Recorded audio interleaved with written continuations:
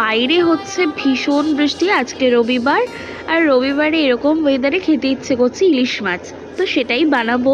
তো ইলিশ মাছটা আমি নুন হলুদ মাখিয়ে রেখেছি, ভাজবো না। আপাতত রান্নাটা আমি তেল ছাড়া করব। আর 2 চামচ কালো সর্ষে, 1.5 চামচ সাদা সর্ষে, আর 3টে কাঁচা লঙ্কা, কোকোনাট পাউডার, এটা আমি পেস্ট করে রেখেছি। দিলাম টক দই 2 চামচ মতো, তার মধ্যেই আমি নুন মিষ্টিও মিশিয়ে নিয়েছিলাম। এবার শুকনো কড়াইতে কালো জিরে দিয়ে আমি এই পেস্টটা দিয়ে দিয়েছি।